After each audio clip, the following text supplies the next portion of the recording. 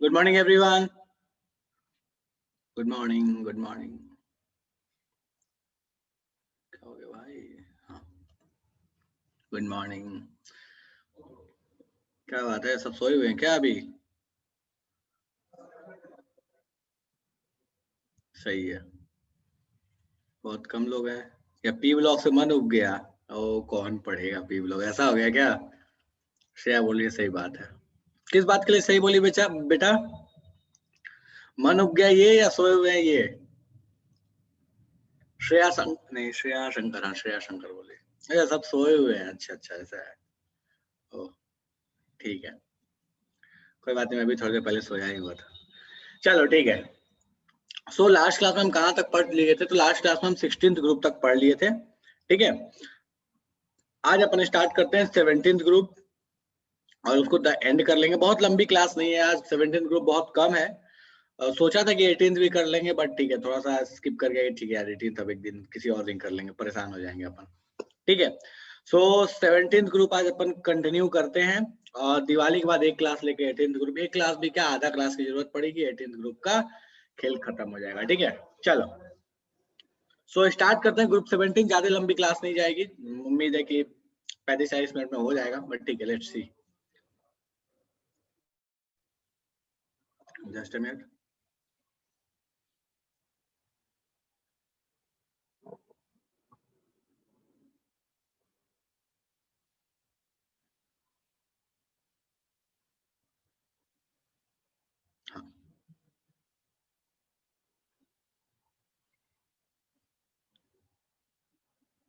Good morning बच्चा. Good morning.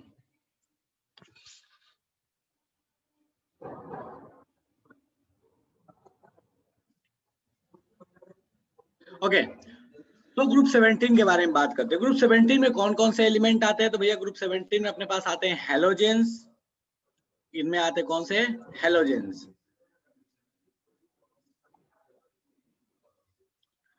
Halogens आखिर इनको क्यों बोलते हैं? तो हेलोजेंस बोलने का सिंपल सा रीजन होता है कि भैया ये ग्रुप के जितने एलिमेंट्स हैं वो सॉल्ट्स बनाते हैं. मेनली बहुत सॉल्ट्स बनाते हैं. इस वजह से हम इनको क्या बोलते हैं? हेलोजेंस बोलते हैं. कौन कौन से एलिमेंट इसमें आते हैं? तो भैया fluorine, chlorine, bromine, iodine and astatine. Astatine जो होता है वो रेडियो एक्टिव होता है. ठीक है. जनरल प्रॉपर्टी की बात करते हैं। जनरल प्रॉपर्टी बिल्कुल वैसी ही है जैसे पुरानी वाली हुआ करती थी, ठीक है भैया। ऊपर से नीचे आओगे तो रेडियस आपका क्या होगा, इंक्रीज होगा, चाहे वो कोई भी रेडियस हो। एंड ऐसा एनर्जी क्या होगा, इंक्रीज होगा। बस एक जगह ग्लिच है जो आपका पहले भी था सल्फर ऑक्सीजन में, वो सेम कहानी यहाँ भी है। वो है इनके, जस्ट अ मिनट, हाँ, वो है इनके इलेक्ट्रॉन गेन एंथैल्पी में। इलेक्ट्रॉन गेन एंथैल्पी को अगर आप गौर फरमाइएगा तो जो पुरानी कहानी थी वो कहानी यहाँ भी रिपीटेड है। इलेक्ट्रॉन गेन एंथैल्पी जो वहां पे था वो एग्जैक्टली देखो, ओ भाई तो पूरा ही गायब हो जा रहा है। हाँ। इलेक्ट्रॉन गेन एंथैल्पी जो पुरानी कहानी थी वो यहाँ पे फिर से रिपीटेड है, ठीक है। आज ऑर्गेनिक के लिए कब बोला, आज ऑर्गेनिक के लिए बोला था क्या? कोई बात नहीं, आज अपन पी ब्लॉक पढ़ लेते, पी ब्लॉक खत्म कर लेंगे, ठीक है। ऑर्गेनिक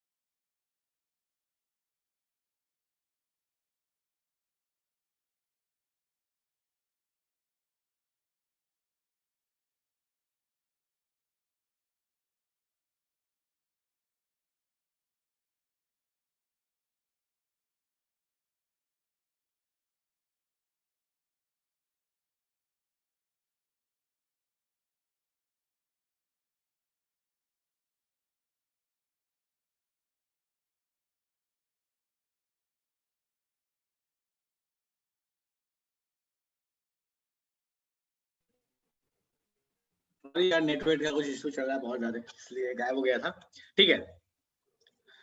तो हम बात कर रहे थे जनरल प्रॉपर्टीज की, हमें पता है ऊपर से नीचे आ रहे हैं तो अपने पास रेडियस बढ़ेगा, इलेक्ट्रोनेगेटिविटी कम हो जाएगा, आयोनाइजेशन एनर्जी कम हो जाएगी। सेम इलेक्ट्रॉन गेन एंथैल्पी की बात करें तो इलेक्ट्रॉन गेन एंथैल्पी का मैग्नीट्यूड जो होता है वो कम हो जाता है। नेगेटिव साइन क्यों लगा होता है भैया, तो अपने को पता है वहां एनर्जी क्या होने वाली है, रिलीज होने वाली है। तो ये जनरल ट्रेंड है जो इस ग्रुप में अपने को देखने को मिलता है। आगे बात करते हैं। अच्छा एक चीज और भी है, कहाँ गए, जरा सा मैं चैट खोल लूँ। यार मुझे ये बताओ कि अगर छुट्टी वुट्टी में एक्स्ट्रा क्लास लगाएंगे तो करोगे कि छोड़ दोगे, ये बताओ मेरे को। दिवाली के दिन ही लगाएंगे, अगर दिवाली के मान लो एक दो दिन बाद, 2 दिन बाद लगाते हैं, मतलब छठ से दो, छठ और दिवाली के बीच में, तो कर सकते हो ना, फिर तो कोई समस्या नहीं है,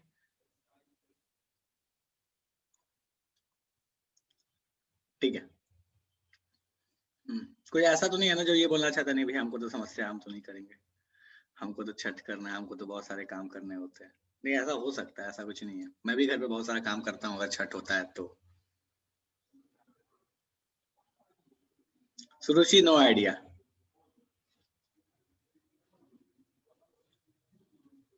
हाँ सुबह में ही रखेंगे, सुबह में ही रखेंगे, चलो ठीक है, ओके। ठीक है ठीक है ठीक है, मतलब मोस्ट प्रोबेबली अभी तो छुट्टी हो जा रहा है तो छुट्टी में तो मैं भी जाऊंगा। और नेक्स्ट वीक में ट्यूसडे वेंसडे को क्लास रखेंगे, ट्यूसडे वेंसडे इस टाइम में क्लास रखेंगे, ठीक है। मंडे को भी रख सकते हैं, मंडे को भी कोई काम थोड़ी है, मंडे को तो कुछ है नहीं। चलो ठीक है, ओके, डन है। उस समय ऑर्गेनिक पढ़ेंगे, अभी से बता दे रहा हूँ, उस समय ऑर्गेनिक पढ़ेंगे, पी ब्लॉक और ये सब फर्जी चीजें नहीं पढ़ेंगे, ऑर्गेनिक पढ़ेंगे, ठीक है। अल्कोहल फेनॉल्स पढ़ेंगे उस समय, ठीक है। इधर बात करते हैं, बोलता क्या है कि all the electron gain enthalpy of fluorine, although electron gain enthalpy of fluorine is less negative as compared to chlorine, fluorine is stronger oxidizing agent। ऐसा क्यों है कि चूंकि फ्लोरीन का लेस नेगेटिव, ठीक है, फ्लोरीन का less negative electron gain enthalpy है क्लोरीन से, फिर भी ऑक्सीडाइजिंग एजेंट बेटर क्यों है? लेस नेगेटिव का मतलब क्या हुआ? देखो लेस नेगेटिव का मतलब हुआ ना, यहाँ पे वैल्यू ध्यान दो, ये -333 है, -349 है, तो -333 is less negative than -349। Minus का मतलब होता है सिंपली एनर्जी रिलीज होने वाली, एंथैल्पी जो होने वाली है वो एक्सोथर्मिक होने वाली है, ठीक है। तो हमें ये तो पता है कि भैया क्लोरीन के केस में ज्यादा एनर्जी रिलीज हो रही है, मुझे दिख रहा है कि भैया ये 349 जूल रिलीज होने वाली है, किलो जूल, और ये 333 किलो जूल रिलीज होने वाली है। मतलब क्लोरीन में अगर इलेक्ट्रॉन को आप ऐड करोगे तो वहां ज्यादा एनर्जी रिलीज होती है, तो वो आसानी से, इसका मतलब इलेक्ट्रॉन गेन करता है। वो आसानी से जब इलेक्ट्रॉन गेन करता है तो उसको ज्यादा बेटर ऑक्सीडाइजिंग एजेंट होना चाहिए था, क्योंकि दूसरे से आसानी से ले रहा है। लेकिन फ्लोरीन को उतना अच्छा ऑक्सीडाइजिंग एजेंट नहीं होना चाहिए। स्टिल बोलता क्या है कि fluorine is better oxidising agent than chlorine. ऐसा क्यों है? तो देखो, माने कि ये फ्लोरीन भैया जो है, ये एक इलेक्ट्रॉन लेके, फ्लोरीन भैया ये F- बनते हैं, और ये क्लोरीन भैया जब ये इलेक्ट्रॉन लेते हैं तो Cl- बनते हैं, ये सही है। और दोनों में अगर बात की जाए, एनर्जी रिलीज की बात की जाए, तो इसमें एनर्जी ज्यादा रिलीज होता है, सही है। इसमें मान लो बी रिलीज हो रहा है, इसमें ए रिलीज हो रहा है, तो ये 343, ये 333, तो हमें पता है कि 343 जो है वो बड़ा अमाउंट है, इसमें ज्यादा रिलीज होने वाला है। स्टिल ये जो प्रोसेस है, ये फ्लोरीन वाला जो प्रोसेस है, ये ज्यादा आसानी से होता है, ये ज्यादा एक्सोथर्मिक है, ये ज्यादा ऐसा कह सकते हो कि ज्यादा इसका रिजल्ट जो है वो ज्यादा पॉजिटिव अपने को देखने को मिलता है, ज्यादा सही देखने को मिलता है, ज्यादा बेटर ऑक्सीडाइजिंग एजेंट है। क्यों? तो उसका रीजन आता है इस तरीके से कि ये जो F- बना है ना, ये F- फर्दर क्या होता है, जब भी अपने पास रेडॉक्स रिएक्शन होती है, तो वहां पे हमें एक चीज बचपन से सिखाई गई है कि भैया वाटर तो प्रेजेंट रहता है, अपने हिसाब से वाटर को प्लस माइनस करते रहते हैं। तो ये F- क्या होता है ना, बहुत आसानी से हाइड्रोलाइज होता है, और आसानी से हाइड्रोलाइज होने के वजह से ये F- जब ये F- एक्वस बनता है, एक्वस बनता है, तो ये बहुत हाई अमाउंट ऑफ एनर्जी को रिलीज करता है। Enthalpy of enthalpy of solvation, या इसको अगर मैं वाटर के एस्पेक्ट में सिर्फ बोलूं तो इंथैल्पी ऑफ हाइड्रेशन जो होता है इसका, इंथैल्पी, और कौन सा, तो हाइड्रेशन का, इंथैल्पी ऑफ हाइड्रेशन जो होता है, इसका हाइड्रेशन का इंथैल्पी बहुत ज्यादा होता है। और इस वजह से इस हाइड्रेशन के इंथैल्पी, और ये जो आपके पास मिला हुआ है ये ए, that is electron gain enthalpy, इन दोनों का जो सम है, इन दोनों के सम के वजह से इसकी जो टोटल एंथैल्पी रिलीज है वो बहुत ज्यादा हो जाती है इन कंपैरिजन टू क्लोरीन। इसलिए हम बोलते हैं कि भैया एफ जो है वो बेटर ऑक्सीडाइजिंग एजेंट है। अब यहाँ पे क्वेश्चन भी पूछा जाता है, बहुत कॉमनली बोला जाता है कि बताइए अगर गैसियस स्टेट है तो बताइए गैसियस स्टेट में बेटर ऑक्सीडाइजिंग एजेंट कौन होगा? तो भैया गैसियस स्टेट में ये बताओ कि F- आयन तो नहीं बनेगा, एक्वस आयन नहीं बनेगा, मतलब F- बन के ही रह जाएगा। ये सारी कहानी गैस में डिफाइंड होती है, ठीक है। इलेक्ट्रॉन गेन एंथैल्पी जो है ये गैसियस में डिफाइन है, ये भी गैस बना, ये भी गैस है, ये भी गैस है, ये भी गैस है। तो गैसियस में ज्यादा बेटर कौन? तो F- एक्वस नहीं बनने वाला, F- एक्वस नहीं बनने वाला, इसका मतलब ये हुआ कि जब F- सिर्फ गैसियस बन रहा है, एनर्जी कम रिलीज होगी, Cl- गैसियस में एनर्जी ज्यादा रिलीज होगी। इसका मतलब कि गैसियस स्टेट में क्लोरीन जो है वो बेटर ऑक्सीडाइजिंग एजेंट हो जाएगा इन कंपैरिजन टू फ्लोरीन। लेकिन अगर हम एक्वस स्टेट की बात करें तो उसमें फ्लोरीन बेटर ऑक्सीडाइजिंग एजेंट होगा इन कंपैरिजन टू क्लोरीन। चलेगा? गैसियस वाली चीज और एक्वस वाली चीज क्लियर है? कोई ऐसा है जो कहना चाहता है भैया हमको समस्या समझ में नहीं आ रहा है? सेम कहानी इसी पे बीडी की भी कहानी बनती है कि एफ एफ बॉन्ड और सीएल बॉन्ड तोड़ना किसको आसान है, ठीक है। तो यहाँ पे अगर हम बॉन्ड डिसोसिएशन एनर्जी की बात करें तो बीडी की अगर हम बात करें तो बीडी किसकी ज्यादा होती है? इसकी ज्यादा होती है। मतलब सीएल टू को सीएल गैस बनाना, सीएल बनाना, दो सीएल एटम बनाना, ये ज्यादा टफ काम है इन कंपैरिजन टू F2 से F बना लेना, ठीक है। तो इस चीज को आप ध्यान रखिएगा, ठीक है। चलो नेक्स्ट आते हैं इनकी केमिकल प्रॉपर्टीज पे। तो देखो भैया इनकी केमिकल प्रॉपर्टीज में सबसे पहले बात करते हैं ऑक्सीडेशन नंबर की। अब देखो इनका ऑक्सीडेशन नंबर का जो जनरल ट्रेंड है, एक इसमें नलायक है वही फ्लोरीन, तो इसमें अगर फ्लोरीन की बात करें तो इसका ऑक्सीडेशन नंबर -1 होता है। ये फिक्स है, हमेशा -1 होगा, ये शाश्वत है। अगर नेटिव मतलब ये एलिमेंटल स्टेट में रहा तो 0 हो जाएगा, बाकी इसका -1 होगा। लेकिन और बाकी जो है, चाहे वो क्लोरीन क्लोरीन हो, ब्रोमीन हो, आयोडीन हो, तो उनका जो रेंज आता है वो रेंज आता है अपने पास -1 टू +7 का। -1 से +7 के बीच में बहुत सारे ऑक्सीडेशन स्टेट ये दिखाते हैं, +1 +2 +3 +4 +5 और +6 +7 तो ऑब्वियस है ही है। तो ये जनरल ऑक्सीडेशन स्टेट जो इनका दिखता है वो है -1 टू -1 टू +7। ऑब्वियस रीजन अगर सोच के देखोगे तो बाहर में 7 इलेक्ट्रॉन है, तो बाहर में 7 इलेक्ट्रॉन है तो या तो वो एक गेन कर लेगा या 7 लूज कर देगा, यही होगा ना, और तो कुछ हो नहीं सकता उसके साथ। तो या तो एक गेन करेगा तो -1 और 7 लूज करेगा तो +7। बात आती है इनके रिएक्शन की, जो ये खुद में ऑक्सीडाइज और रिड्यूस करते हैं, उस पे बात करते हैं। तो देखो F2 जो है वो X minus ion, X minus is chlorine, bromine और आयोडीन आयन, इनमें से किसी को भी वो क्या कर सकता है, ऑक्सीडाइज कर सकता है। उसमें से इलेक्ट्रॉन खींच लेगा, खुद F माइनस बन जाएगा और उसको वो बना देगा एलिमेंटल फॉर्म में। ऑब्वियस है कि क्लोरीन Cl2 क्या करेगा, वो भी X माइनस को करेगा। तो यहाँ ध्यान दो, तो Cl2 किसको ऑक्सीडाइज कर रहा है, Br और I, मतलब ये X के जगह पे कौन हो सकता है, Br हो सकता है या I हो सकता है। अगर Br2 लिया तो वो सिर्फ किसको ऑक्सीडाइज करेगा, I को। तो आपको एक चीज यहाँ से दिखेगी, आयुषी मैं बड़ा बच्चा, आपको यहाँ एक चीज गौर फरमाओगे तो आपको दिखेगा क्या, कि फ्लोरीन, ये जो फ्लोरीन भैया है, ये अपने से ऊपर वाले को ऑक्सीडाइज कर रहा है। ये क्लोरीन अपने से ऊपर वाले को कर रहा है, ये ब्रोमीन अपने से ऊपर वाले को कर रहा है। मतलब क्या हुआ कि कोई भी जो है, कोई भी एलिमेंट जो इसमें से है इस ग्रुप का, वो अपने से नीचे वाला जो भी अपने से नीचे वाला मीन्स ग्रुप वाइज होगा तो ऊपर से नीचे ऐसे बात करो, या ऊपर वाला अगर अपने रिस्पेक्ट में बोलना चाहते हो तो बोल सकते हो। तो हम बात करें तो ऐसे लिख लेता हूं मैं, ऊपर नीचे वाले बोलने के बजाय मैं ऐसे लिख लेता हूँ, फ्लोरीन, क्लोरीन, ब्रोमीन और आयोडीन। तो अगर मैं बात करूं ऑक्सीडाइजिंग ट्रेंड की, तो भैया ये फ्लोरीन जो है ये इन सबको ऑक्सीडाइज कर सकता है। मतलब फ्लोरीन एक ऐसा ऑक्सीडाइजिंग एजेंट है जो इसको इसको इसको सबको ऑक्सीडाइज करेगा।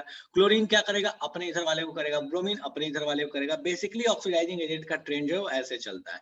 मतलब फ्लोरीन इन सबको, क्लोरीन इन दोनों को, ब्रोमीन बस इसको। यही इसका ट्रेंड है ऑक्सीडाइजिंग एजेंट का, कि भैया कौन किसको ऑक्सीडाइज कर सकता है। अपने से नीचे ऑक्सीडाइज करना कुछ नहीं, ऐसे सिंपल सोच के देखो, इलेक्ट्रॉन कौन किससे छीन सकता है, फ्लोरीन क्लोरीन से छीन लेगा, क्लोरीन अपने ऊपर दोनों वाले से छीन लेगा, ब्रोमीन जो है सिर्फ आयोडीन से छीनेगा। तो यही कहानी है ऑक्सीडाइजिंग ट्रेंड का।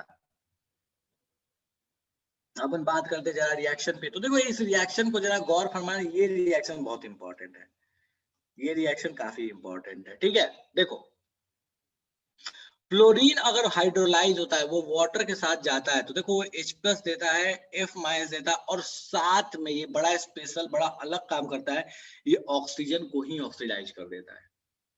यहाँ पे ऑक्सीजन का ऑक्सीडेशन स्टेट -2 होता है और यहाँ पे 0 होता है, तो वो ऑक्सीजन को ही ऑक्सीडाइज कर देता है। ये अकेला ऐसा एलिमेंट है पूरे पीरियोडिक टेबल में जो वाटर में जाने के बाद वाटर के ही ऑक्सीजन को ऑक्सीडाइज कर दे। और ये जो रिएक्शन होती है बहुत ही एक्सोथर्मिक रिएक्शन होती है, ये बहुत ही एक्सोथर्मिक रिएक्शन है, ये बहुत ही एक्सोथर्मिक रिएक्शन है। ठीक है, और इस एक्सोथर्मिक होने की वजह से ये रिएक्शन बहुत ही विग्रस होती है। तो याद रखिएगा कि फ्लोरीन जब भी वाटर में जाता है तो भैया वो करता क्या है कि ऑक्सीजन को ही ऑक्सीडाइज कर देता है और खुद क्या बन जाता है, एसिड वाले फॉर्म, मतलब H+ और F- क्या हो गया, HF बन गया। ठीक है, उसी तरीके से बात करते हैं अगर दूसरे हाइड्रोजन है को वो क्या करेंगे, तो देखो दूसरे हाइड्रोजन जो है वो वाटर से इंटरेक्ट करते हैं तो सिंपल एक बनाते हैं halic acid, this is halic acid and this is hypohalous.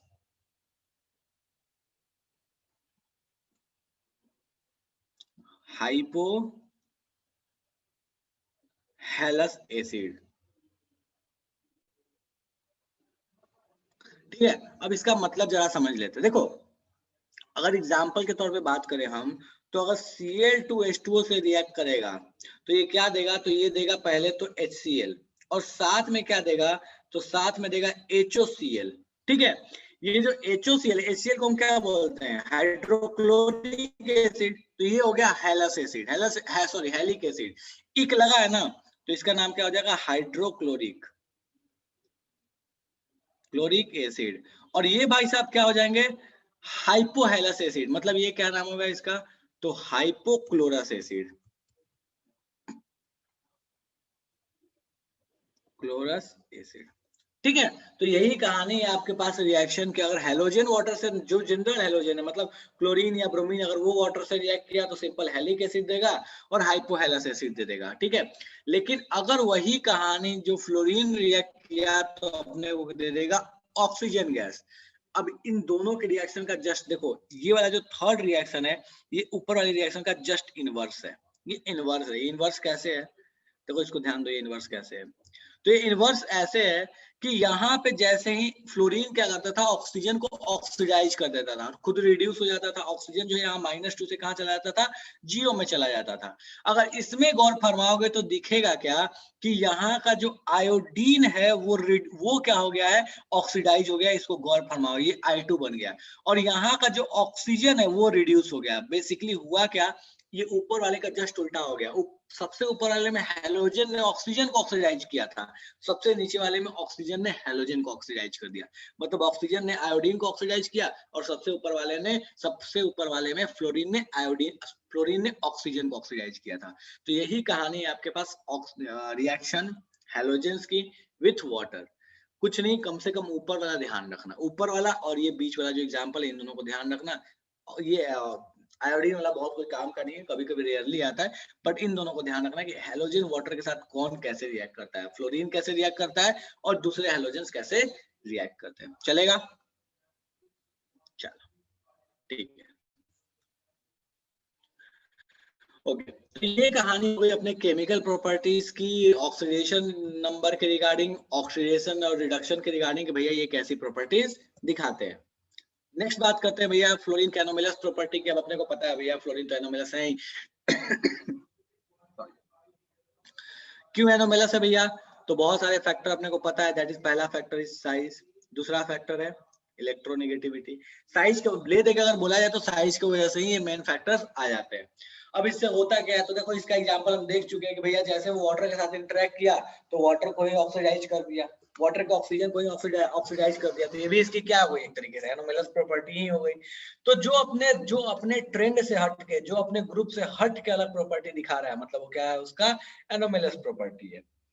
Reason क्या है? तो भैया साइज और इलेक्ट्रोनेगेटिविटी, ये सबसे मेजर रीजन होते हैं। अब इनका हाइड्रोजन के साथ रिएक्शन कैसा होता है, तो भैया इस चीज को गौर फरमाइएगा। क्या हाइड्रोजन के साथ क्या बनाते हैं? तो भैया HF बनाता है, HCl बनता है, HBr बनता है और HI बनता है। सिंपल हेलिक एसिड्स बनते हैं, HI। इसमें बोला जाता है इनका कि भैया इनका बताओ एसिडिक नेचर कैसे चला है और इनका रिड्यूसिंग कैरेक्टर कैसा है। दो चीजें, एसिडिक ट्रेंड और रिड्यूसिंग कैरेक्टर। जैसे पुराना था वैसे इसमें भी चलेगा। एसिडिक ट्रेंड कैसा होगा? एसिडिक नेचर तो हमको पता है भैया, बॉन्ड लेंथ बढ़ते जाएगा, एसिडिक कैरेक्टर बढ़ते जाएगा। मतलब हम बात करें इधर से इधर तो एसिडिक कैरेक्टर बढ़ेगा। सेम रिड्यूसिंग ट्रेंड के जैसा होगा। रिड्यूसिंग ट्रेंड भी कैसा होगा? रिड्यूसिंग ट्रेंड कैसा होगा भैया? तो सेम वही कहानी, इधर से इधर जाओगे तो क्या होता जाएगा? बढ़ते चला जाएगा। कोई ऐसा है जिसको इन दोनों ट्रेंड में समस्या हो कि भैया ये दोनों ट्रेंड कैसे है? हमको नहीं पता है, हमको नहीं समझ में आया था कैसे ट्रेंड ये दोनों आए हैं। कोई ऐसा है जिसको इसमें समस्या हो कि भैया हमको ट्रेंड ये पता नहीं है? चलेगा? चलो, अब ऑक्सीजन के साथ इनकी रिएक्टिविटी पे जरा सा बात करते हैं। तो देखो ऑक्सीजन के साथ अगर रिएक्टिविटी पे बात करें इन हैलोजेंस की, तो फ्लोरीन बस दो तरह के ऑक्साइड्स दिखाता है। फ्लोरीन की बात करें तो फ्लोरीन बेचारा बस दो तरह का ऑक्साइड दिखाएगा, या तो OF2 दिखाता है या तो O2F2 दिखाता है।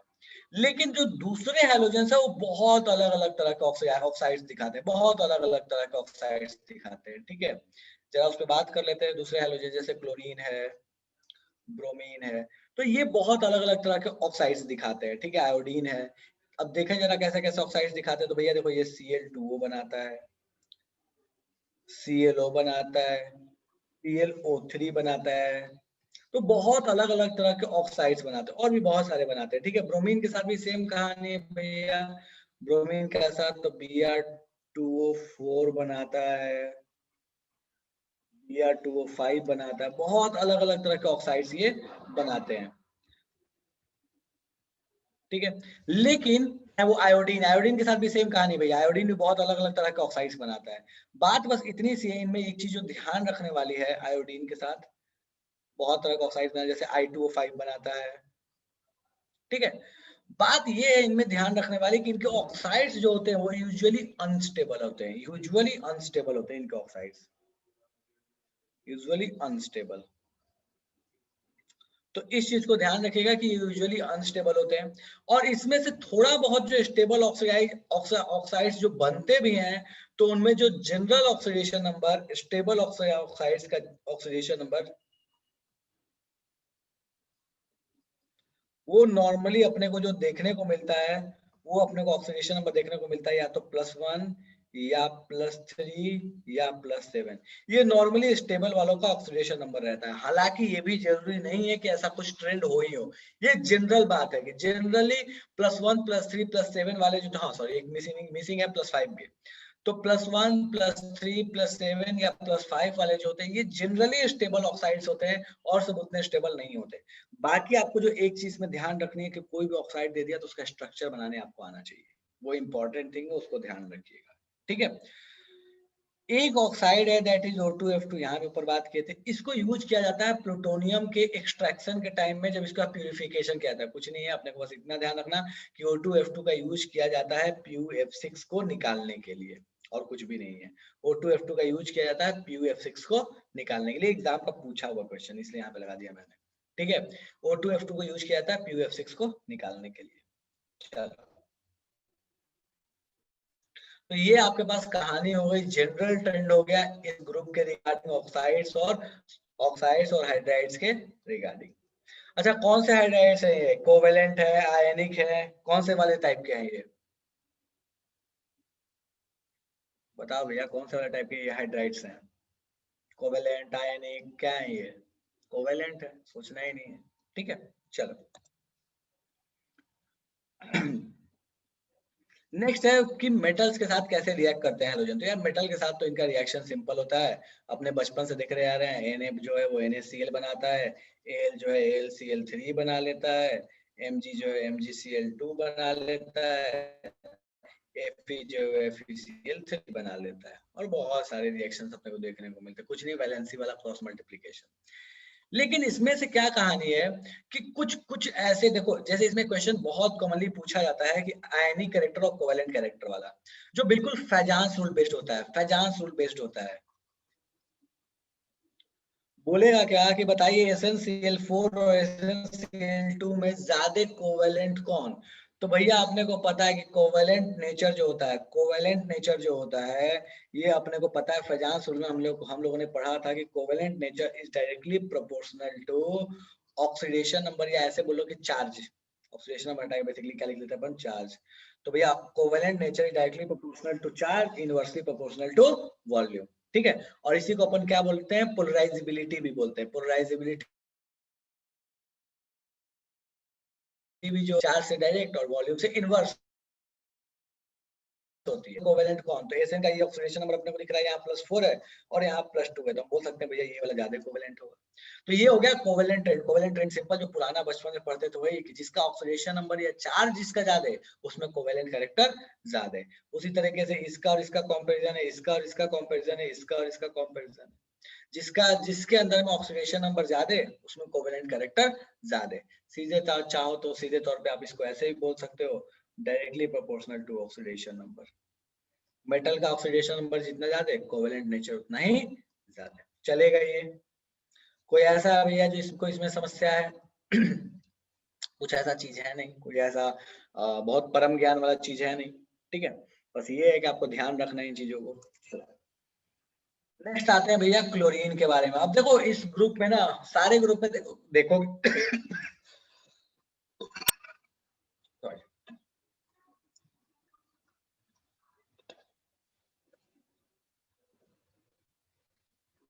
सारे ग्रुप में अगर आप बात कीजिएगा तो ऊपर वाले एलिमेंट्स के बारे में पढ़ते थे, जैसे fluorine, oxygen, sorry oxygen, nitrogen, उसके बारे में पढ़ते थे, फिर जाके फास्फोरस और सल्फर पे आते थे। इस ग्रुप में ऐसा है ना कि फ्लोरीन के बारे में बहुत ज्यादा पढ़ते नहीं है, ठीक है, क्योंकि फ्लोरीन के ऐसा नहीं कि बहुत सारे कंपाउंड्स या बहुत काम की चीजें देखने को मिले। अपने को जो सबसे ज्यादा कॉमन देखने को मिलता है वो है क्लोरीन। तो हमारा इस ग्रुप में सीधे फोकस आता है क्लोरीन पे, फ्लोरीन को हम इग्नोर मार के चलते हैं, ठीक है। चलो, क्लोरीन है क्या है? Cl2 गैस है। चलो,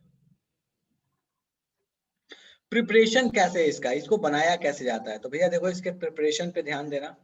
इसको बनाने के लिए यूज किया जाता है देखो, मैंगनीज जो है, यहाँ गौर फरमाना, मैंगनीज अगर हायर ऑक्सीडेशन नंबर में है तो उसको किसी भी क्लोरीन के सॉल्ट के साथ अगर ट्रीट करोगे तो Cl2 दे देगा, ठीक है। अब देखो, उसी चीज का इन तीनों जगह फायदा उठाते हैं, चाहो तो रट्टा मार लो, चाहो तो इस बात को ध्यान रख लो। Mn2 वो है, ये HCl को क्या करता है, HCl में यहाँ -1 में है, यहाँ पे +4 में है, इसको ऑक्सीडाइज कर दिया, ये खुद +2 में चला गया और इसको 0 में भेज दिया। सेम कहानी नीचे में देखो, ये सॉल्ट है, -1 में है, +4 में है, यहाँ पे ये +2 चला गया और ये खुद कहाँ चला है, 0 चला है। ये बचपन में बैलेंसिंग में दिया जाता था क्लास 10th में। ये +7 में है, ये -1 में है, ये +2 में है और यहाँ पे क्या है, 0 में है। तो सेम कहानी अपने पास वही है जो अपने ऊपर देखे थे। क्या बोला कि भैया देखो, अगर कोई भी मैंगनीज है, हायर ऑक्सीडेशन नंबर में है, वो क्लोरीन अगर -1 में या सॉल्ट फॉर्म में है, उसको ऑक्सीडाइज करके क्या बना देगा, क्लोरीन बना देगा, Cl2 बना देगा, उसको एलिमेंटल फॉर्म में लेके चला आएगा। वही कहानी इन तीनों जगह पे है, ठीक है। और क्या तरीका है भैया क्लोरीन को बनाने का? तो देखो, इंडस्ट्रियली क्लोरीन को बनाने के ये दो तरीके होते हैं। इंडस्ट्रियली जो बनाते हैं वो ये दो तरीके हैं, ठीक है। एक तो इलेक्ट्रोलाइटिक प्रोसेस आते हैं उस पे, और दूसरा तरीका है HCl और O2 का रिएक्शन करा के Cl2 और H2O बनाना। ये रिएक्शन हम क्या बोलते थे, डेकॉन्स प्रोसेस बोलते थे। कल भी इस पे बात किए थे हम लोगों ने, ठीक है। This is Deacon's process. D बड़ा कैपिटल होना चाहिए।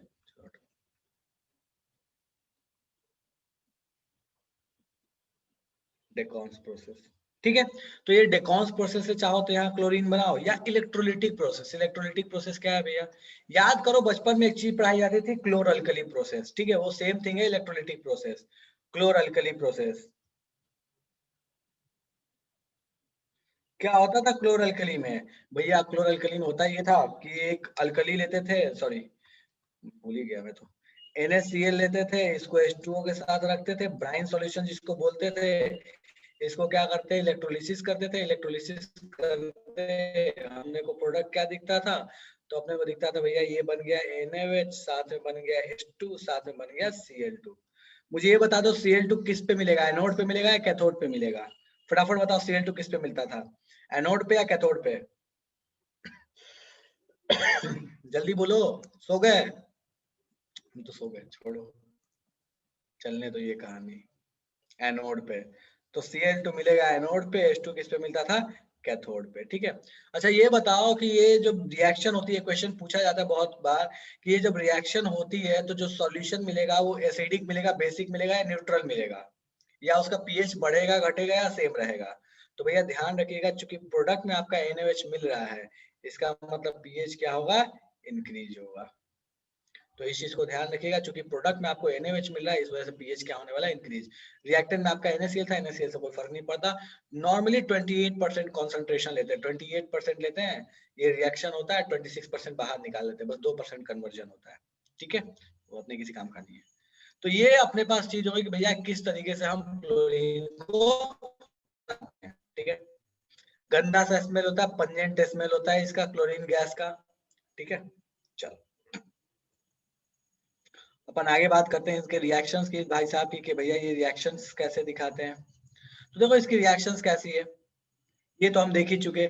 Aluminium, sodium, iron, P4, S8, इनके साथ रिएक्शंस कैसी आती है, ठीक है। ये रिएक्शंस भी, नीचे वाले भी रिएक्शंस बहुत कोई काम के नहीं है, बट एक बार नजर डाल देना इन पे, ठीक है।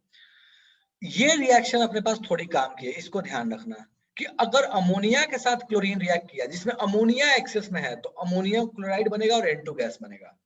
लेकिन अगर अमोनिया के साथ क्लोरीन रिएक्ट किया जिसमें क्लोरीन एक्सेस में है तो NCl3 बन जाएगा और HCl बन जाएगा। तो इस चीज को ध्यान रखिएगा कि अगर आपके पास क्लोरीन एक्सेस में है तो NCl3 और HCl बनता है, और अगर अमोनिया एक्सेस में है तो अमोनियम क्लोराइड और N2 बनता है। तो इस चीज को ध्यान रखना, ये रिएक्शन थोड़ी इंपॉर्टेंट है।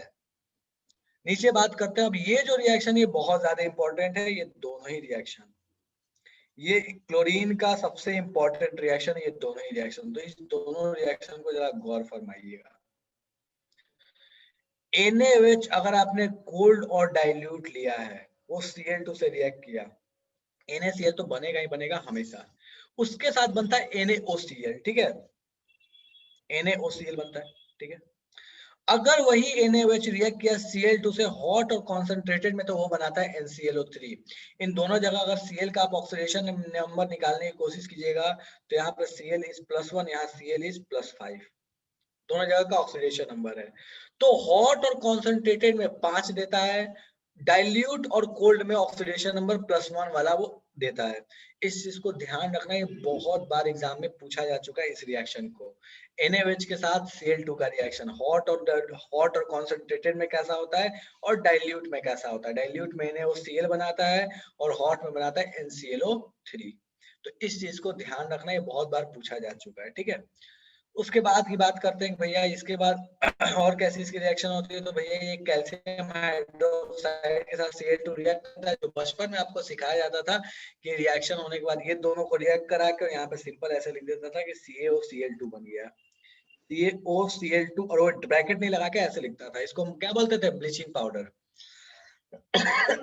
एक्चुअल में जो ब्लीचिंग पाउडर होता है ना, वो इसका इसका इसका और इसका, इन सब का मिक्सचर होता है। एक्चुअल ब्लीचिंग पाउडर ये होता है, जो हमको बचपन में दिखाया जाता था, जो ये चीज दिखाई जाती थी, वो हमें बेवकूफ बनाने के लिए दिखाया जाता था। वो एक सिंप्लीफाइड फॉर्म है ब्लीचिंग पाउडर के फॉर्मूले का। ये एक्चुअल फॉर्मूला होता है ब्लीचिंग पाउडर का, CaOCl पे कम्प्लीटली 2, फिर ये CaCl2, CaOH2 एंड 2H2O। ये कंप्लीट फॉर्मूला है ब्लीचिंग पाउडर का, कि ब्लीचिंग पाउडर का। अब देखो ये बात ये आती है ना कि ब्लीचिंग पाउडर का फॉर्मूला तो ठीक है, इसको जनरलाइज करके वैसे कैसे लिख दिया गया। तो यहाँ गौर फरमाओगे तो आपको पता चल भी जाएगा। ये CaOCl2 करना कुछ नहीं है अपने को, ये बस देखो ना कि टोटल इसमें काउंट करो ऐसे। जनरलाइज फॉर्म कैसे है, इन दोनों को पकड़ो, 2Cl, दो 2Cl, 2O और सॉरी 2Ca, 2O और 4Cl। तो इसको सिंप्लीफाइड रेशियो में क्या बोलेंगे, CaOCl2। 2Ca था, 2O था और 4Cl था, हमने इसको सिंप्लीफाइड फॉर्म में CaOCl2 बोल दिया। यहाँ जो इंपॉर्टेंट चीज है वो ये है कि यहाँ Cl का ऑक्सीडेशन नंबर यहाँ पे और यहाँ पे अलग होता है। यहाँ जो इसका ऑक्सीडेशन नंबर होता है वो होता है +1, और यहाँ जो होता है वो होता है -1। CaCl2 में -1 और CaOCl में इसका होता है +1। ऐसे भी इसको बना के सिंप्लीफाइड फॉर्म में लिख दिया जाता है, Ca+2 OCl- और Cl-। इस तरीके से भी इसको बना के लिख दिया जाता है, चलता है, ये भी चलता है, इसमें कुछ गलत नहीं है। अब बात आती है ऑक्सीडेशन, ये जो ब्लीचिंग पाउडर है ये ऑक्सीडाइजिंग एजेंट जैसा काम कर क्यों लेता है। तो देखो इसके काम करने के पीछे का रीजन क्या होता है, आगे भी आएगा, बट ठीक है मैं बता देता हूँ, ध्यान रखना। ये वाली जो चीज है ना, ये OCl-, ये सारा खुराफात इसी का होता है। ये OCl- जो है ये करता क्या है कि जब भी वाटर, अगर आपके पास वाटर है तो वाटर से ये क्या करता है कि H+ को खींच लेता है, और H+ को खींच के बनाता है HOCl। ये HOCl बन जाता है, ठीक है। ब्लीचिंग एक्शन के बारे में हम बात करें कि ब्लीचिंग एक्शन होता कैसे है, ठीक है। ये बना लेता है HOCl, और ये जो HOCl है ये आसानी से खुद ही डिसोसिएट हो जाता है, और ये देता है HCl। इससे सिंपल एसिड दे दिया HCl, और साथ में दे देता है ये नेसेंट ऑक्सीजन। और ये जो नेसेंट ऑक्सीजन है यही रिस्पॉन्सिबल होता है ब्लीच करने के लिए। This is the actual bleaching agent. ये एक्चुअल का ब्लीचिंग एजेंट होता है। तो एक बात याद रखना हमेशा कि ब्लीचिंग पाउडर में क्लोरीन का यूज भले ही होता है, या कहीं भी एज अ ब्लीचिंग पाउडर हम क्लोरीन का यूज भले ही कर रहे होते हैं, लेकिन एक्चुअल में जो ब्लीच होता है वो ऑक्सीजन की वजह से होता है, ना कि क्लोरीन की वजह से होता है। क्लोरीन जो है वो ब्लीच कभी नहीं करता। वो करता क्या है, वो बस नेसेंट ऑक्सीजन को प्रोड्यूस करने में हेल्प करता है। नेसेंट ऑक्सीजन जैसे ही प्रोड्यूस होता है वो एक्चुअल में ब्लीच वाला काम कर देता है, ठीक है। चलो नेक्स्ट आते हैं, ये कुछ और भी रिएक्शंस हैं। अब इन रिएक्शंस में बहुत सारे आपके जानने पहचाने रिएक्शंस दिखेंगे। जैसे ये पहला रिएक्शन देखो, अगर याद करोगे तो ये कुछ नहीं है, फ्री रेडिकल सब्स्टिट्यूशन रिएक्शन है। Methane Cl2 in the presence of sunlight, ये क्या बन गया, मिथाइल क्लोराइड। क्या हुआ, एक यहाँ से हाइड्रोजन हटा, दूसरा Cl आके लगे। तो मैंने आपको पढ़ाया था, अगर आपको थोड़ा सा भी याद आए अल्काइल हैलाइड तो। सेम ये इथीन के साथ Cl2 कौन सी रिएक्शन है, ये हैलोजिनेशन रिएक्शन है। दो हैलोजन जाके लग जाते थे। अपन वहां पे बस एक चीज यूज करते थे कि CCl4 as a medium use करते थे। यहाँ मीडियम CCl4 इसने नहीं लिया, याद करोगे तो हम बोलते थे भैया ये लिया, इसमें Cl2 डाला in the presence of CCl4, तो ये C यहाँ पे Cl और यहाँ पे Cl लग गया। ठीक है, इन दोनों जगह पे क्या लग गया, Cl और Cl लग गया। ये रिएक्शन बिल्कुल वही है। तो Cl को लेके गया, डबल बॉन्ड था उसको हटाया और वहां पे दोनों जगह Cl को लगा दिया। हम बस मीडियम यूज करते हैं CCl4, इसने CCl4 का यूज नहीं किया है। ठीक है आगे बात करते हैं जरा। आगे बहुत ज्यादा काम की कोई रिएक्शन नहीं है। FeSO4 के साथ Cl2 की रिएक्शन, Na2SO4 के साथ, ये रिएक्शन थोड़ी बहुत ये ऊपर वाली ठीक है, बाकी और बहुत ज्यादा काम की नहीं है। बट हाँ देख लेना इनकी रिएक्शन होती कैसी है। ये जो लास्ट वाली रिएक्शन, ये आपको रेडॉक्स में बहुत कॉमनली देखने को मिलेगी। I2 को Cl2 कैसे ऑक्सीडाइज कर देता है, I2 को Cl2 ऑक्सीडाइज करके HiO3 बना देता है और खुद HCl बन जाता है। तो I2 Cl2 को ऑक्सीडाइज कैसे करता है, रेडॉक्स में इस पे क्वेश्चंस बहुत आते हैं कि भैया I2 इतना ले लिया या Cl2 इतना ले लिया, बताइए HiO3 कितना बनेगा या Cl2 कितना कंजम्पशन होगा। तो इस रिएक्शन को थोड़ा ध्यान रखिएगा, ये ऊपर वाला, बाकी सब ठीक है, बाकी बहुत ज्यादा काम के नहीं है ये आपके Cl2 का ऑक्सीडाइजिंग पावर वाला, Cl2 जब वाटर से इंटरेक्ट करता है तो ये HCl देता है और साथ में क्या देता है, नेसेंट ऑक्सीजन देता है। ये जो नेसेंट ऑक्सीजन है यही सारा करामात करता है। ये ब्लीचिंग पाउडर यही ब्लीच का काम करता है। कलर सब्सटेंस जब वो से रिएक्ट करते हैं तो कलरलेस हो जाते हैं। जिनको ब्लीच का मतलब नहीं पता, वो ब्लीच का मतलब ध्यान रखिएगा। कलर सब्सटेंस जब ऑक्सीजन से रिएक्ट करते हैं तो ये क्या हो जाते हैं, डिस्कलर्ड हो जाते हैं। एक सेकंड वहां वहां पे होगा, वहां पे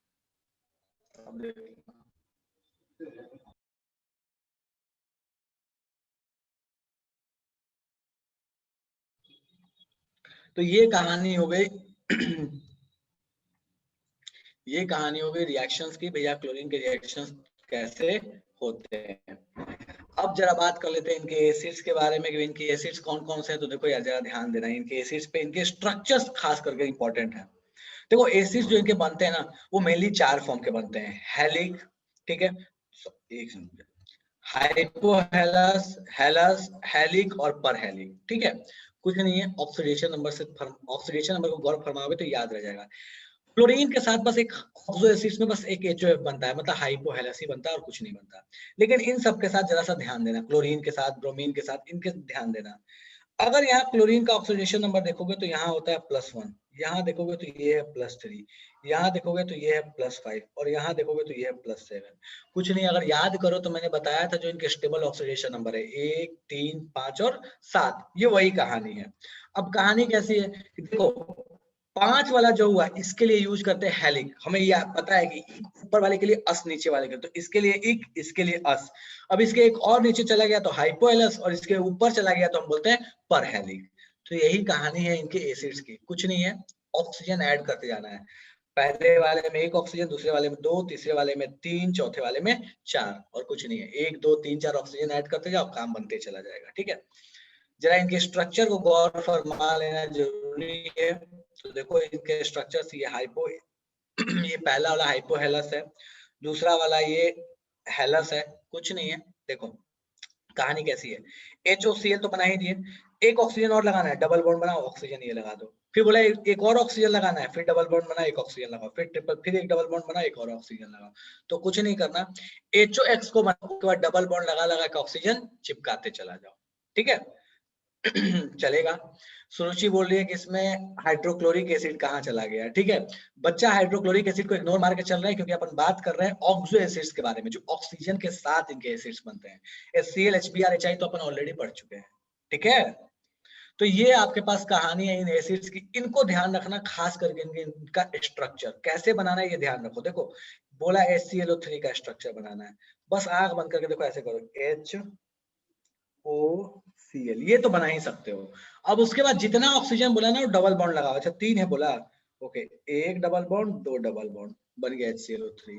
अगर 4 बोलेगा तो ये लगा दो, HClO2 बोलेगा तो 2 को उड़ा दो, काम खत्म। बस HClO बोला है, इसको भी उड़ा दो ठीक है, तो इस चीज को ध्यान रखना कि इनके मतलब इस पे ये हाइब्रिडाइजेशन वगैरह भी दे सकता है, तो हाइब्रिडाइजेशन तो आप निकाल सकते हैं, चलेगा। डन है ये एसिड की कहानी। बिल्कुल कुंदन बोला सबका बेसिसिटी 1 होगा, बिल्कुल कुंदन बाबू सबका बेसिसिटी 1 होगा। और अगर आप स्ट्रॉन्गनेस की बात करो तो ऊपर से नीचे आने पे इंक्रीज होता है acidic trend, acidic strength. Acidic strength ऊपर से नीचे आओगे तो इंक्रीज होगा। क्यों? क्योंकि ये directly proportional to oxidation number होता है, जितना ऑक्सीडेशन नंबर ज्यादा उतना एसिडिक नेचर ज्यादा, उतना एसिडिक ट्रेंड ज्यादा। चलेगा। हालांकि जरूरी हमेशा ये भी नहीं है, वो स्ट्रक्चर डिपेंडेंट केस है, एक रिजल्ट है उसका। चलेगा। कुंदन बाबू और कोई समस्या? तो ये आपके पास कहानी है कैसे इनके ऑक्सो एसिड्स बनते हैं, उनका स्ट्रक्चर कैसा होता है और उनके रिलेटेड थोड़ी बहुत प्रॉपर्टीज के बारे में। ठीक है, लास्ट है ये HCl की कहानी। तो जरा HCl को गौर फरमा लीजिए। देखो HCl की कहानी कैसी है। तो NaCl H2SO4 जब रिएक्ट करते हैं तो भैया NaHSO4 देते हैं और HCl देते हैं। ये क्या है? बाइसल्फेट है, और ये क्या अपने को HCl मिल गया। उसी तरह से NaHSO4 जो है वो NaCl से रिएक्ट किया तो सोडियम सल्फेट दे दिया और HCl दे दिया। बेसिक कहानी क्या है कि NaCl H2SO4 के साथ Na2SO4 और 2HCl देगा। दोनों अलग अलग स्टेट में देगा, एक बार लो टेम्परेचर एक बार हाई टेम्परेचर, बट देगा जरूर। ये बहुत काम का नहीं, लेकिन ये बहुत काम की रिएक्शन है। ये ऊपर वाली रिएक्शन को गौर फरमाना। ये होता क्या है कि गोल्ड को जब कभी भी आप नाइट्रेट आयन और क्लोराइड आयन, अब ये नाइट्रेट आयन क्लोराइड आयन का मतलब क्या हुआ? ये आता है एक्वारेजिया से। एक्वारेजिया होता क्या है? तो भैया ये HCl और HNO3 का मिक्सचर होता है। कितने रेशियो में होता है? तो भैया 1:3 के रेशियो में होता है। सॉरी, 3:1 के रेशियो में होता है। ठीक है। होता यह है कि अब इस मिक्सचर को अगर आपने कभी गोल्ड में डाला तो ये करता क्या है कि क्लोरीन और नाइट्रेट ये दोनों मिलते हैं, और ये दोनों मिलके करते क्या है कि नाइट्रेट इसको ऑक्सीडाइज करता है और क्लोरीन इसके साथ कॉम्प्लेक्स बना लेता है। तो ये बन जाता है AuCl4- NO और HNO, सॉरी NO और H2O।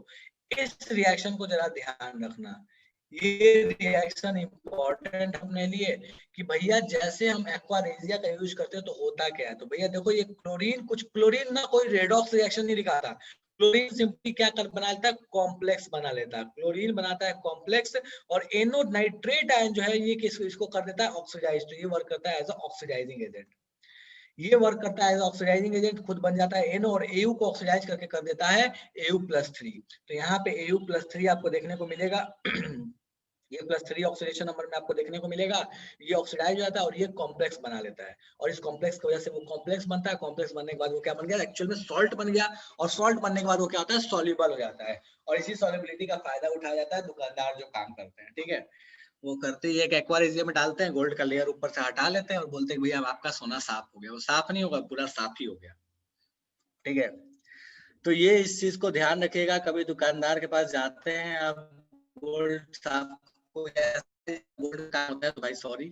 ठीक है, दिल से मत लगाना, मैं बस मजाक कर रहा हूँ। ठीक है, सेम कहानी प्लेटिनम के साथ है। नाइट्रेट जो होता है वो प्लेटिनम को क्या करता है? ऑक्सीडाइज कर देता है। क्लोरीन जो उसके साथ बना लेता है कॉम्प्लेक्स। तो ये प्लेटिनम ऑक्सीडाइज हो गया, क्लोरीन नाइट्रोजन जो खुद रिड्यूस हो गया, और ये बन गया अपने पास कॉम्प्लेक्स।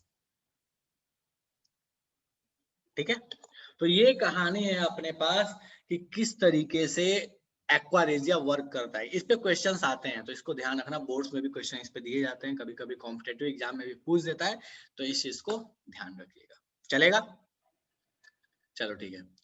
बहुत सारा रट्टा मारने वाला काम दे दिया है मैंने। ग्रुप में मैं आज डाल दूंगा इसको, इसके PDF को डाल दूंगा, जरा पढ़ लेना और टाइम निकाल के कभी कभी देख लेना, थोड़ा रट्टा मार लिया करना। ठीक है, बाकी ज्यादा नहीं बोल रहा कुछ मैं।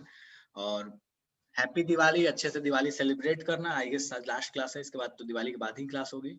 हाँ, हैप्पी दिवाली, अच्छे से दिवाली सेलिब्रेट करना। थोड़ा सा अपना ख्याल रखना, पटाखे छोड़ना लेकिन कम छोड़ना। ठीक है, मतलब अगर छोड़ते हो तो, नहीं छोड़ते हो तो कोई बात नहीं। थैंक यू, मेरे लिए बहुत सारा थैंक यू। और बस यही है, दिवाली अच्छे से सेलिब्रेट करो, और थोड़ा बहुत टाइम मिले तो थोड़ा सरस्वती जी को भी देख लेना। देखो लक्ष्मी जी के साथ क्या है ना, दिवाली में हम पूजा तो करते हैं लक्ष्मी जी की, लेकिन चूंकि हम मतलब जो लोग हिंदू परंपरा से बिलोंग करते हैं, मैं उसकी बात मैं मतलब उनके लिए बोल रहा हूँ। तो हम लक्ष्मी जी की पूजा तो जरूर करते हैं, लेकिन ऐसा है, ऐसा कहते हैं कि जहाँ सरस्वती नहीं होती है वहां लक्ष्मी का आना बड़ा मुश्किल होता है। सो आप जिस एज में है, आप जिस फेज में है, आपको सरस्वती की आराधना ज्यादा करनी चाहिए इन कंपैरिजन टू लक्ष्मी। पूजा करने का मतलब ये नहीं होता है सरस्वती जी की आके पूजा करो, नहीं। सरस्वती जी की पूजा करने का मतलब है भैया वो जो काम करते हैं, वो जो उनका डिपार्टमेंट है, बेसिकली अपने लैंग्वेज बात करते हैं, उनका जो डिपार्टमेंट है उस डिपार्टमेंट पे फोकस करना ज्यादा जरूरी है। अगर उस डिपार्टमेंट पे फोकस रहा तो लक्ष्मी जी अपने आप चली आएंगी। ठीक है, बिल्कुल बिल्कुल श्रेया, ये बात सही है कि जहाँ सरस्वती का वास होता है वहाँ लक्ष्मी का वास हो ही जाता है, और जहाँ बिना सरस्वती के लक्ष्मी का वास होता है वहाँ लक्ष्मी कभी रह नहीं पाती हैं। हो सकता है वो आ जाए, लेकिन वो आके रुक नहीं पाती है, वहां से चली जाती हैं। सो ये लक्ष्मी के साथ बड़ा ही क्रिटिकल कंडीशन है। लेकिन हाँ, जहाँ सरस्वती का वास है वहां लक्ष्मी को आना ही पड़ता है, चाहे जैसे भी हो। पौनेश बोला नहीं, ऐसा गलत बात है। क्यों पौनेश, ऐसा क्यों है भाई, बताओ जरा। ऐसा क्यों, क्या गलत है बताओ। हो सकता है एक्स आरजेडी वाले सुशासन आ गए फिर से। हाँ यार, मतलब एग्जिट पोल गलत हो गए। कल रात तक मैं भी चुनाव में देख ही रहा था, रिजल्ट ही देख रहा था कल रात तक। मतलब अ, मुझे लगता है कि मैंने अपने होश में शायद इतना, मतलब इतने टक्कर का चुनाव कभी नहीं देखा था। मतलब इतने जबरदस्त का कभी भी नहीं देखा था। ऐसा रिजल्ट और ऐसा उलटफेर, मतलब रात को जब तक कंफर्म नहीं हो गया तब तक कुछ गारंटी नहीं चल रहा था कि क्या होने वाला है। मैं किसको सपोर्ट कर रहा था यार, ऑब्वियस है, मतलब मैं आपसे थोड़ा पुराना जनरेशन का हूँ, थोड़ा, मैं इतना बुढ़ा भी नहीं हूँ, बट ठीक है, कम से कम 4-5 साल तो होऊंगा ही, मैं ज्यादा ही होऊंगा शायद। कब का होऊंगा, 20, सो हाँ 9 साल, 9 साल पुराना हूँ आपसे, ठीक है। तो इस वजह से मेरा जो सपोर्ट है, सपोर्ट बोलो या जो बोलो, मैं मतलब मेरी जो विश थी वो यही थी कि यार, मतलब बुरा होने से अच्छा है कि एनडीए आ जाए। ठीक है, तो इसलिए बाकी सबकी अपनी अपनी चॉइस है। अ, बिल्कुल पौनेस, ये बात तो है, ये बात तो है पौनेस, मैं इस बात से बिल्कुल अग्री करता हूँ कि मतलब जिस तरीके से काम किया, मतलब जिस तरीके से, मतलब प्रचार किया, जिस तरीके से अपने आप को प्रोजेक्ट किया, वो बहुत अच्छा था, वो बहुत ही अच्छा था तेजस्वी का। और आई विश कि अगले चुनाव, जब भी अगला चुनाव हो, क्योंकि अभी तेजस्वी बहुत नया है, ठीक है, तो उसको भी एक्चुअल में ना ग्राउंड पे काम करने में थोड़ा वक्त लगेगा। मैं चाहता हूँ, देखो बात क्या है ना कि चेंजेस होने बहुत जरूरी होते हैं। मैं भी चाहता हूँ कि चेंज हो, लेकिन वो इस बार होने के बजाय मेरी विश है कि वो अगले बार हो। क्योंकि जब वो एक्चुअल में ग्राउंड पे काम करेगा ना, तो उसके बाद जब वो आएगा, जब वो सीएम की कुर्सी पे बैठेगा ना, तो उसका बात ही कुछ अलग होगा। लेकिन अभी आना ये उतना सही नहीं था, क्योंकि अभी आ जाता तो जो चीज वो तो वही वाली बात हो जाती है कि आसानी से मिल जाता ना, तो उस चीज की इंपॉर्टेंस पता नहीं चलती। ठीक है, मतलब पिता के किए पे बेटा अगर राज कर ले तो उसका कोई मतलब नहीं बनता, उसका मजा नहीं आएगा फिर। तो इसलिए कि तेजस्वी अपना ग्राउंड बनाए, पूरे 5 साल बनाए, अपना काम करे, फिर आए, तो मजा अलग है। ठीक है, तब जाके वो कुछ होगा, लगेगा कि हाँ कुछ किया है।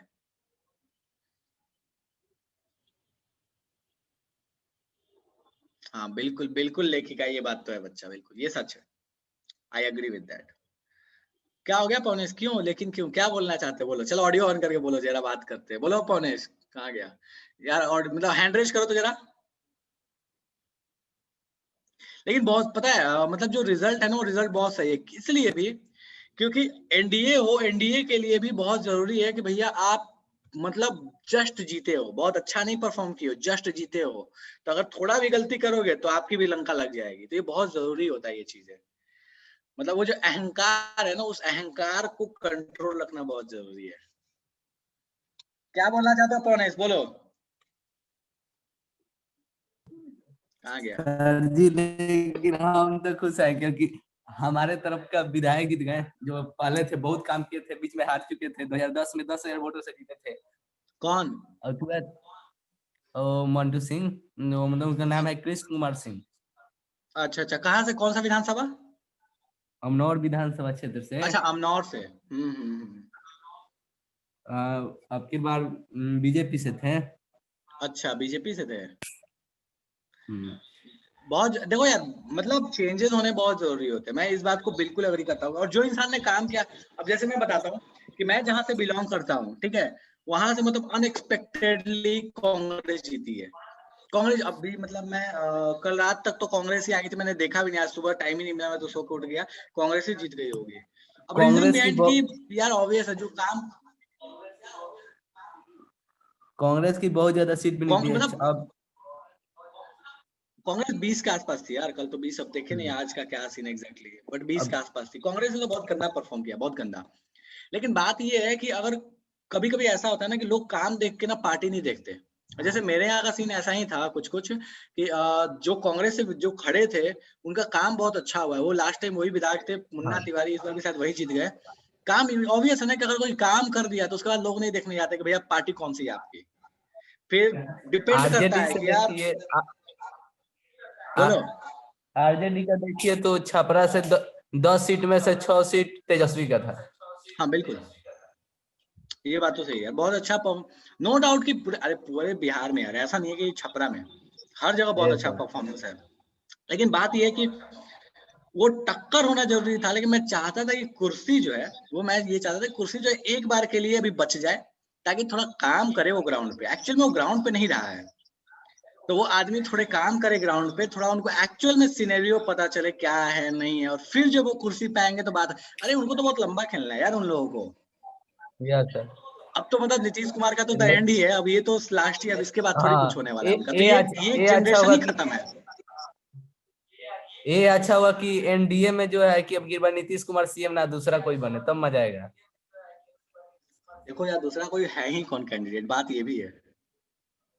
एनडीए लेकिन बहुत पहले इस बात को क्लियर कर चुकी है कि सीएम चाहे कुछ भी हो, सीएम का पद नीतीश कुमार को ही रहेगा। अब जब तक सुशील मोदी हैं तब तक नीतीश कुमार को सीएम का पद रहेगा, तो इसलिए अपन इसमें कुछ नहीं कह सकते। बट ठीक है, जो भी है, एक बार के लिए एनडीए ठीक है। हो सकता है बीच में नीतीश कुमार रिजाइन दे के और फिर दूसरा कोई सीएम बन जाए। नहीं, सुशील कुमार मोदी का चांसेस बहुत कम है अदिति। रीजन ये है कि सुशील कुमार मोदी कहते आए हैं कि भैया मतलब अगर एनडीए जीतती है तो नीतीश कुमार ही सीएम बनेंगे। ठीक है, रीजन है क्योंकि भाई नीतीश कुमार के एमपी भी तो हैं। ऐसा थोड़ी है कि सिर्फ मतलब ठीक है थोड़ा खराब परफॉर्म किया, बट एमपी भी तो हैं। तो नीतीश कुमार बोलेंगे सीएम नहीं बना तो ये दे दो, इंडियन रेलवे दे दो, या कोई मतलब गवर्नमेंट कोई ऐसा जो भी यूनियन वाले हैं उनमें से कोई एक दे दो। तो कैबिनेट तो देंगे नहीं उनको, तो उससे अच्छा तुम सीएम बन के बैठे रहो। देखो मतलब हाँ ऑब्वियस है कि जेडीयू की सीट कम है, नहीं बनना चाहिए। लेकिन अब कमिटमेंट की बात होती है, तो कमिटमेंट तो थोड़ी है ही, और कमिटमेंट पॉलिटिक्स में एक्चुअल में कुछ होता नहीं है, बट फायदा उन लोगों को भी इसी में है। और नीतीश कुमार का जो एक्चुअल लॉस हुआ है ना, वो एलजेपी की वजह से हुआ है। चिराग पासवान ने जो किया है, अल्टीमेट किया है। मतलब कहते हैं ना कि अपना भी घर बनने नहीं देंगे लेकिन दूसरे का जला के रख देंगे। तो चिराग पासवान ने जो कहा था वो सब करके दिखाया उसने। भैया कोई बात नहीं, मेरे नहीं आए, मेरा एक ही आए चलेगा, लेकिन मैं नीतीश कुमार की तो लंका लगा दूंगा, उसने लगा दिया। मैं कल देख रहा था यहाँ से जो एलजेपी से जो कौन सा एकमा से जो एलजेपी से खड़े थे, वाह यार गजब का टक्कर चल रहा था एलजेपी वाला। और ये क्या नाम है, अरे उनकी जो वाइफ है कौन है, मैं नाम भूल रहा हूँ यार। उनके मतलब तीन लोगों के बीच में जबरदस्त टक्कर चल रहा था, तो सब जगह यही कहानी है।